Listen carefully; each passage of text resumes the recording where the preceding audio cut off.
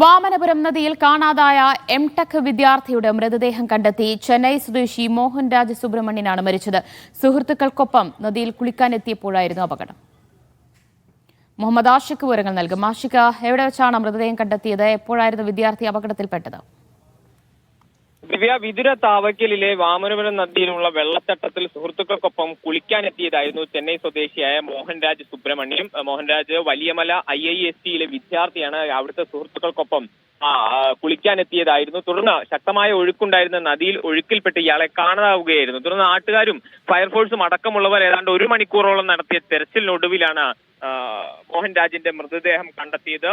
നിലവിൽ ആശുപത്രിയിലെ സമീപത്തെ സർക്കാർ ആശുപത്രിയിലേക്ക് മൃതദേഹം മാറ്റിയിട്ടുണ്ട്.